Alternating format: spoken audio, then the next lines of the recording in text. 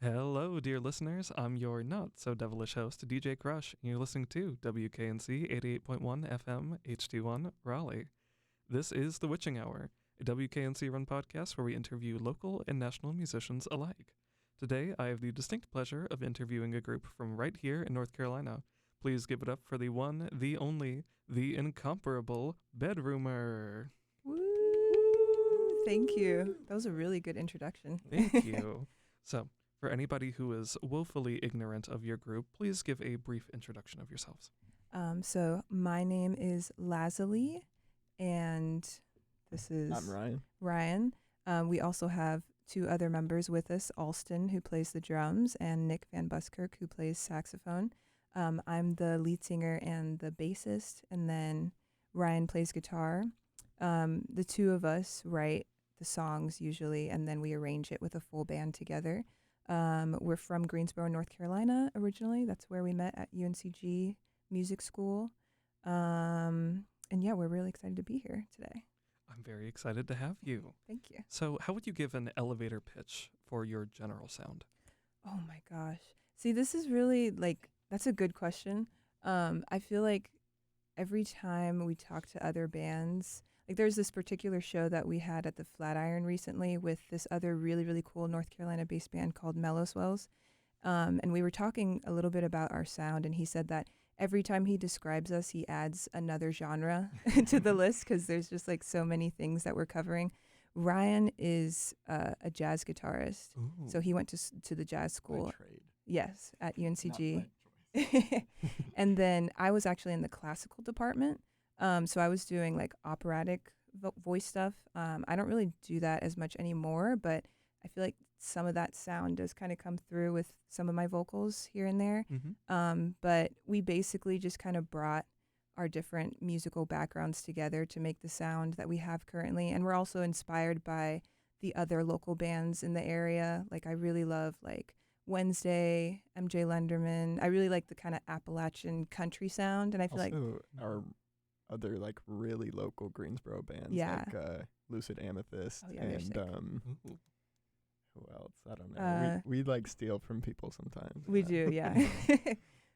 Imitation is the finest form of yeah. flattery, as they say. Exactly. We'll shamelessly just try to make we'll just listen to one song over and over again and that we really like and just try to make something exactly like it. We're really into Adrian Lenker and Yeah. Big Thief right now, stuff Mhm. like that. So, moving away from the music for a brief moment, how did you settle on the name Bedrumor? Because frankly, I'm a little upset I didn't think of it myself. So it's interesting. I started with just kind of a notes app note in my phone with just all of the names that I could think of that were kind of clever. I feel so very connected to you in this moment because I have that exact notes app. Right. Yeah, it's a good method. And so that was one of them. And I had shown it to Ryan, and he kind of picked out his favorites. So it was kind of in the final contenders. And I thought since we do most of our stuff, especially in the beginning when we were just a duo, most of the recording and the writing and all of that just took place in my bedroom. So I felt like it was really fitting in that regard. And still to this day, most of the things that we record and the things that we write are in our house because we live together now. But I also just like that it was kind of a cool play on words because it's bedroom, bedroomer, rumor, so. There's yeah. really no rumor going around. Not that I know. Yeah. No I'm rumor. glad I didn't have on my questions list, what is the rumor? What is the Bedrumor? rumor? So, I know that you mentioned both being at UNC Greensboro's music school, Mm-hmm. but how long have you been making music as Bedrumor? Or at the very least, collaborating together on it? Since we met, basically, which is what, I don't know, 2.5 years? Almost 3 years 3 now. years. Yeah. Mm-hmm. Yeah, that was basically that's how we started being friends. Yeah, it was with And through then music. that- I was kind of using him at first because I was trying to get into the jazz scene in Ooh, Greensboro. nice. Because like I said before, I was in the classical And department. she would also use me. She would just send me a like a version of a jazz standard and be like, what key is this in? Yeah, that was like our conversation for like the first I 3 would months that we respond knew so each other. fast. I'd be like, G minor. Exactly. And then not hear anything for a long time. I'm very glad to hear that this has produced such a wonderful duo between the two of you, and especially now that you've added several other artists along with it. It's really fascinating to specifically hear about Ryan being in the jazz sector of things and you having an interest in jazz, Leslie, Mm-hmm. because you can really feel the undercurrents of that in just about everything that I've heard from the two of you. Cool. We'll get specifically into the tracks that I'm talking about, Mm-hmm. but I feel like you can really feel that influence, even though you've only been making music together for about 3 years. Yeah. I feel like you have truly found your sound that fits the two of you perfectly, and knowing that this has kind of been boiling under the surface for longer than that, it's starting to put a lot of things together.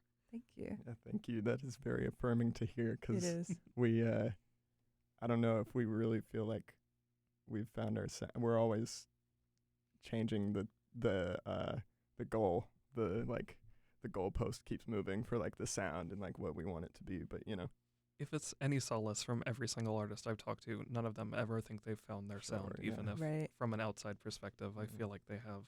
Speaking of the music, let's go ahead and transition into some direct music questions. Who would you say, and you touched on this briefly before about some local Greensboro artists, are some of your biggest musical influences, both musically and in terms of your general aesthetic as a group?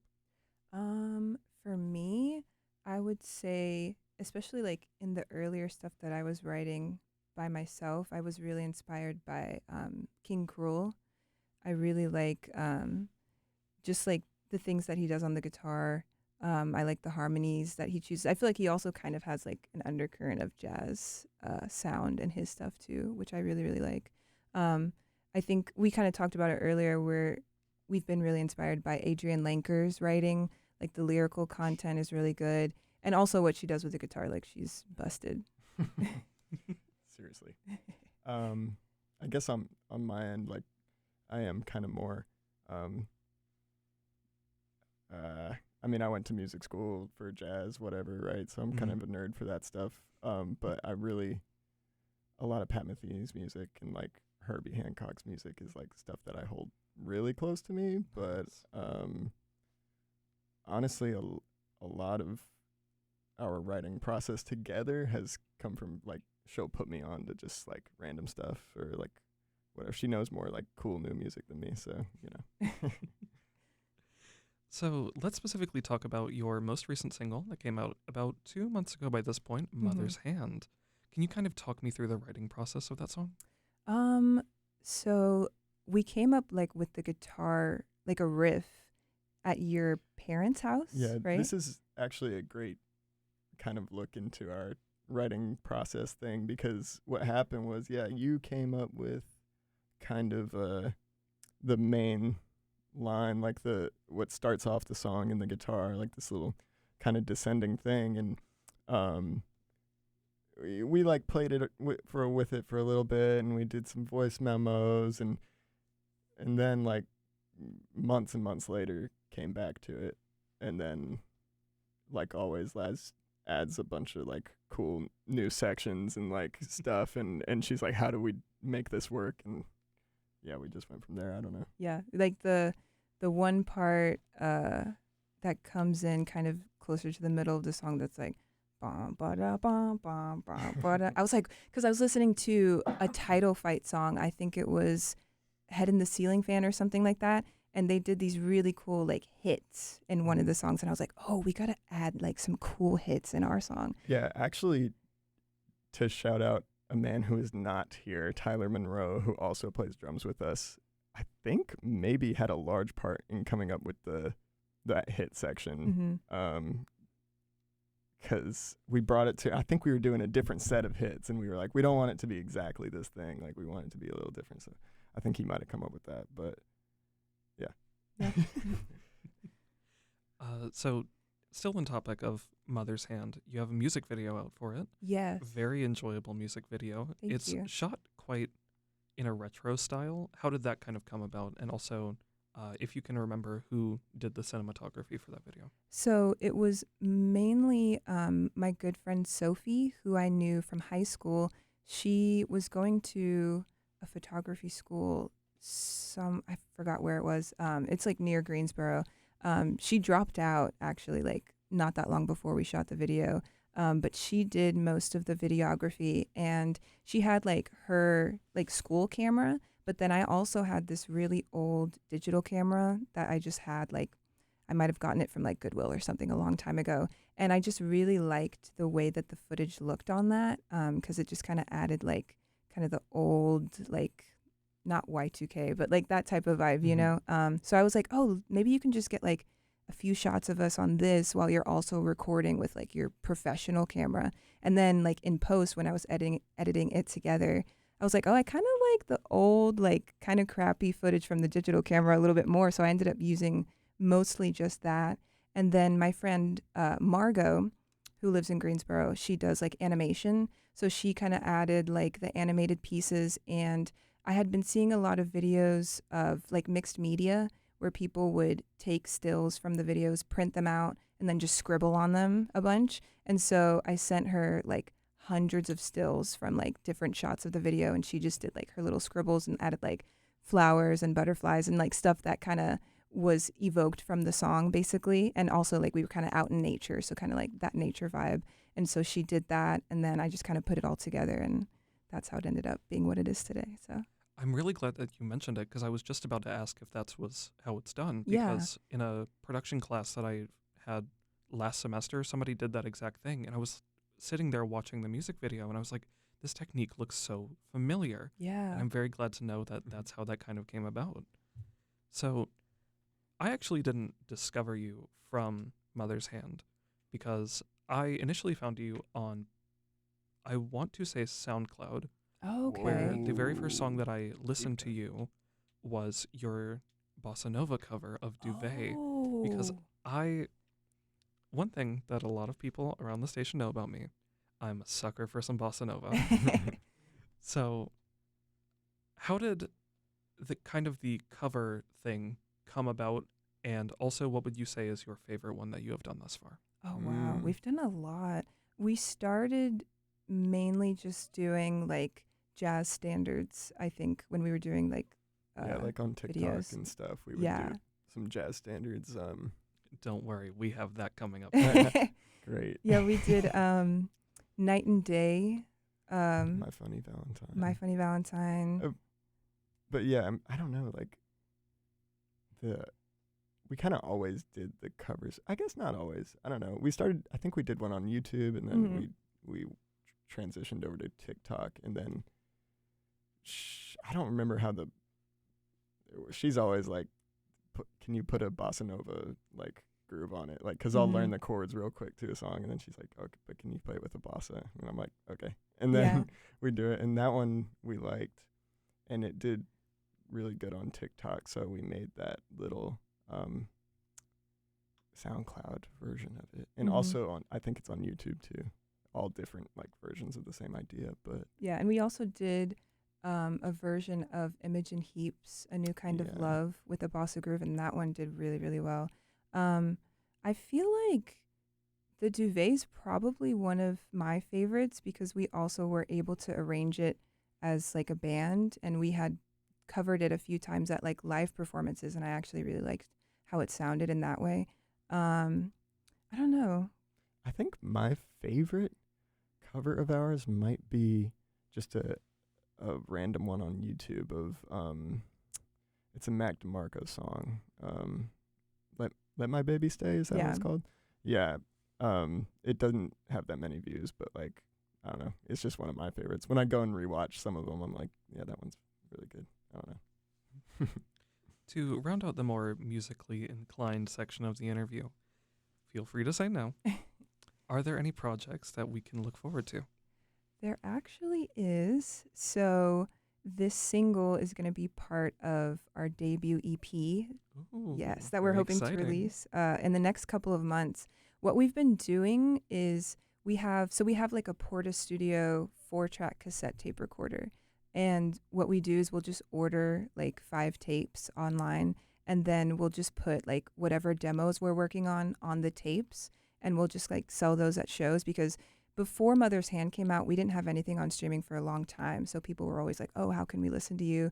And we'd be like, oh, you can listen to like YouTube and that stuff. But we wanted to have like a physical version that people could keep, because it's nice also to just have as a keepsake. It's kind of funny because like people will buy the cassette tapes at our shows, and then they'll be like, I don't have a cassette tape player. Like, I don't even know how to open this, you know? But it's just nice to have like that memorabilia. But what we're probably going to do is just keep putting like the demos from the songs that are going to be on our EP on those cassettes, so that they're available, you know, to people who want to hear it beforehand. Because we say we're going to release stuff, but then we don't release it for like months and months after, because I'm just like a perfectionist and also a procrastinator, which is like the worst combination. I know quite well. So yeah, so hopefully the EP in the next few months will be out, and Mother's Hand will also be on that too. Yeah, hopefully Nice. a single Yeah. in less than the next few Oh months. yeah, we're trying to release one more single from the EP, and then the EP. This is fun little fact. I'm going to be seeing Bedrumor tonight, actually, at Locals Only at Neptune's. That is a WKNC affiliate event.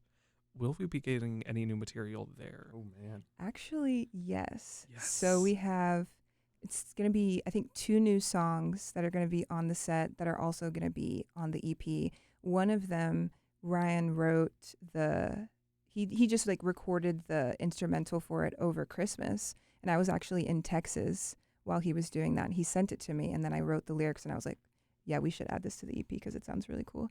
And the other one. This is kind of news to me. Oh, well, yeah, it's going to be on the EP. Now you know. Great. Interesting developments here in the studio. So now we're going to talk about a bit about your performance styles. Have you ever performed in Raleigh before? Yeah, we actually performed at Neptune's not that long ago. We did like our first kind of mini tour with this other really cool band called Hiding Places. And we performed at Neptune's, I think it was August 29th of 2023. And the reason I know that date is because every time I do a show at a venue that I've played before, I'll always say like, this is the 4-month, 28th anniversary of the last time we played at this venue. So I'll probably do that tonight also. Perfect. But yeah. How would you kind of describe the Greensboro music scene? I know that you mentioned that you're actually quite tapped into it. Mm. Oh, man. I don't know. Honestly. Does any other Greensboro-lings want to chime in here? Alston or Nick? There's a lot of jazz. There's a lot of jazz. There's a lot of jazz. I don't know. The DIY stuff is pretty cool in Greensboro. There's a cool spot called Etc. that we play at a lot. Mm-hmm. I don't know. Pretty lacking in venues. Yeah, it definitely can be lacking in venues, but there's lots of really good art around. Yeah. Yeah, true, in the Triad in general. Yeah, also that is true. Like Winston-Salem and Greensboro are pretty like tied in. Sometimes there's a lot of like cross. We play in Winston a good bit, and Winston bands play in Greensboro a lot. I don't know that I could describe it musically, because I feel like in this day and age it's just so like you can listen to literally anything in the world at any given time. So it's kind of hard to like, come up with some sort of cultural overall sound. But yeah, I don't know. How do you typically prepare for a performance? Do you have any kind of good luck rituals or anything? So for me, I kind of touched on this earlier. I'm like, I don't have as bad of stage fright now just because I've performed so many times, but I do still kind of get like nervous before every show. So what I try to do is prepare some things that I want to say at the show that could kind of like fill in space in between like changing songs when he has to like tune and things like that. So I'll kind of look online and I'll just search today in history, like what happened. So today, some people might know it's the National Day of Mourning for Jimmy Carter. Oh, wow. And I found that out because I tried to go to the post office earlier, and then I realized when I opened the door that it was actually locked because they were mourning Jimmy Carter. Right. So there was no mail happening. There's also, I think it's, what did I say? It's like the 532nd anniversary of when Christopher Columbus mistook manatees for mermaids. Wow. Isn't that crazy? And he wrote in his notebook or journal or whatever he had that they weren't as beautiful as how they were painted, basically. Wonderful. Yeah. We also practice We also practice the day of. too. sometimes. I imagine that's roughly equivalent in importance. Right, yeah. Manatee facts and practicing. Yes. Exactly. They go hand in hand. So let's quickly jump back a bit to what we were talking about with your social media presence. I'm going to brag on you two for a little bit. Thank you. Your most popular TikTok video has 2.3 million views. They have, what is that? That is 80,000 TikTok followers and almost 3 million likes on TikTok. Wow. Your most popular TikTok has 8 million views, which is rivaling the population of Switzerland. Ooh, Wow. There you go. That's so awesome. if every single person in Switzerland watched that one video, Great. how did this social media journey kind of begin? What inspired you to start posting? So for me, I actually started posting on TikTok before I knew Ryan. It was right after I had moved back to North Carolina because I was going to school in San Francisco for a couple of years. But the thing is, I transferred to UNCG right before COVID happened. So I was in school for probably like 2 months. It was like March or something, right? When we went on the spring break, and then it just like lasted forever. But so because I was just at home at my mom's apartment, I decided to just start uploading covers. And so I had my personal TikTok page back then, and there was one video, I think it was a King Cruel cover that I had done of his song Baby Blue, and that one did really well, which like was super surprising because that was kind of before TikTok had such a big impact like on the music industry, because like now it's really oversaturated with like musicians and stuff, but before it was just like a dancing app essentially. So I had posted that, it did really well, and then I was excited, but I was also nervous because I was like, oh, this is a lot of people that are watching my stuff, so I think I posted one more time like an original song, and that one also did really well, but I think I just like I got scared for some reason, and I just felt a lot of pressure. So I stopped posting for probably like maybe a couple years. And then I was still in school. I was going to UNCG. And then I met Ryan. We started making music together. And then I was like, oh, we should start posting again. So that's kind of how that came about. Yeah, and really like the Bedrumor like name and just the whole thing kind of came from like we just needed to name our TikTok something that wasn't just like Laz and Ryan Yeah. like doing covers. So yeah. I feel like Laz and Ryan doing covers could have been very popular myself. Yeah, that's not bad. But Yeah. all right, so we are kind of nearing the end of our time together, but I do have one more fun little segment for the both of you. This is Rapid Fire, where I'm going to ask you a series of 10 questions, and I want you to answer without thinking. Oh gosh. Give it okay. as quickly as possible. Decide amongst yourselves who's answering first.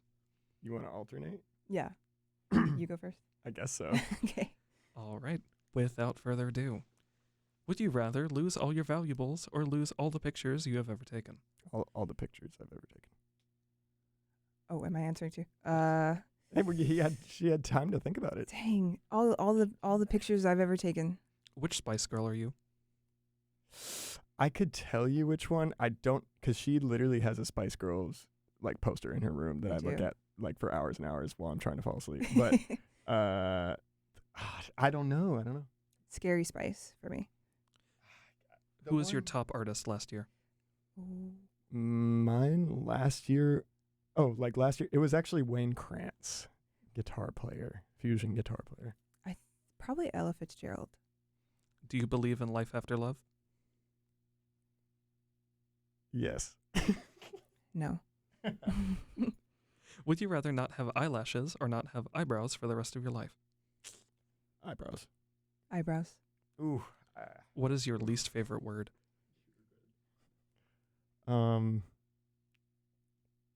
Silken. Mm, No thinking. tofu. That's all I could think of. This is specifically a question for Ryan. Would you like to apologize to the Spice Girls for not knowing which one you are? Nah. Would you rather have a bad mullet for a year or be bald for 6 months? Well, bad mullet, because I've done that. Bad mullet. Yeah. Currently. When you're in a movie theater, which armrest is yours? Right. The right. What is your dream collaboration?